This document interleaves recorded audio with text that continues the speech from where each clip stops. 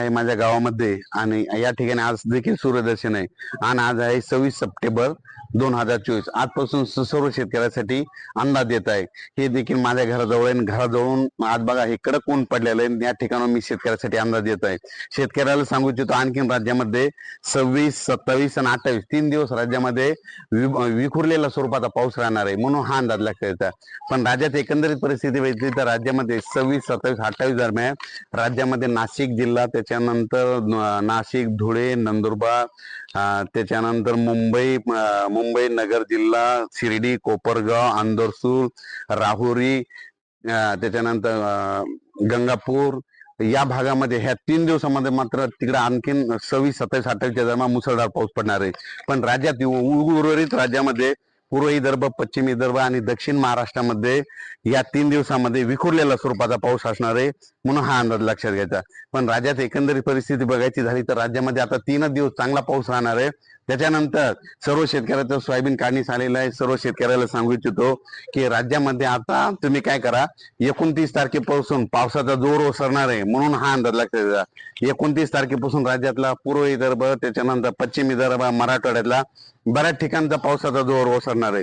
त्याच्यामुळे त्या सोयाबीन शेतकऱ्यासाठी आनंदाची बातमी, कारण की पावसाचा जोर ओसरल्याच्या नंतर तुम्ही तुमचं सोयाबीन काढा, एक दिवस ऊन द्या, लगेच त्याचे वळे लावून घ्या। कारण की काय होतं, एवढा मोठा पाऊस पडल्याच्या नंतर काय होतं, राज्यामध्ये स्थानिक वातावरण तयार होऊन त्या ठिकाणी पाऊस येत असतो, म्हणून आपण आपलंच वळे झाकून ठेवलेलं बरं, म्हणून हे अंदाज लक्षात येतात। आता परत एक सांगतो, राज्यामध्ये आता मान्सून निघून जाणार आहे, पाऊस निघून जाणार आहे, हे बरेच तुम्हाला काय होतं की बरेच तज्ञ सांगतात।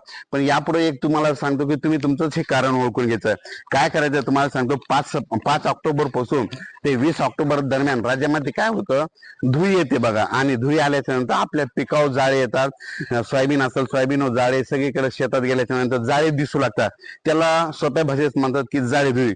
ज्या ज्या दिवशी जाळे धुळी येते त्या दिवशीपासून निसर्ग तुम्हाला संकेत सांगतो की निसर्ग म्हणतो की शेतकऱ्यांनो आता पाऊस 12 दिवसांना निघून जाणार, हे अंदाज तुम्हाला निसर्ग त्या जाळे धुळीतून देतो।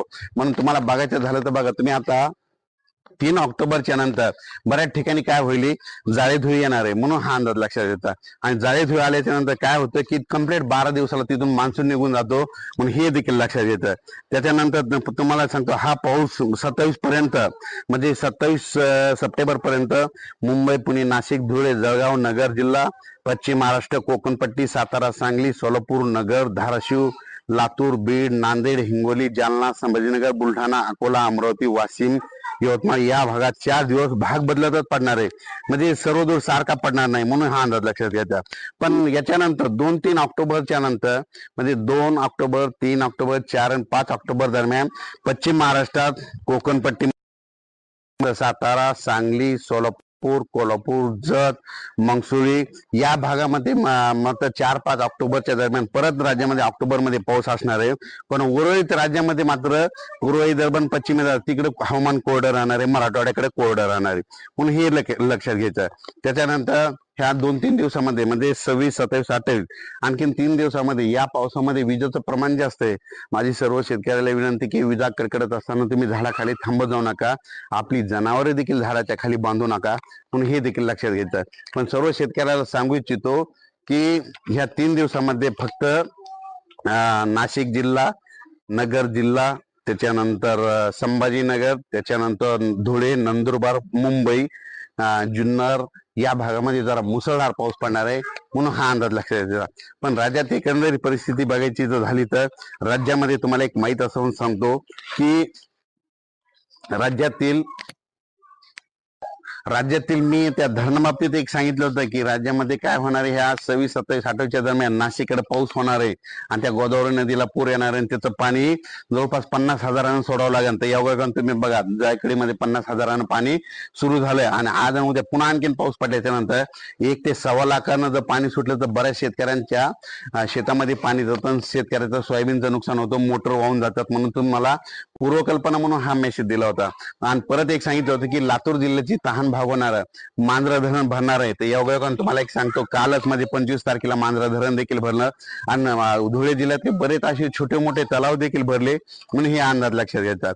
पण राज्यात सांगायचं झालं तर तुम्हाला एक सांगतो की आता ह्या फक्त 3 दिवसात 26, 27 आणि 28 3 दिवसात राज्यामध्ये फक्त उत्तर महाराष्ट्राकडेच जोरदार पाऊस पडणार आहे. म्हणजे उत्तर महाराष्ट्राकडे मुसळधार राहणार आहे आणि उर्वरित राज्यात मात्र विखुरलेल्या स्वरूपाचा पाऊस पडणार आहे, एक भाग बदलत पडणार आहे, म्हणून हा अंदाज लक्षात येतात. आणि परत सर्व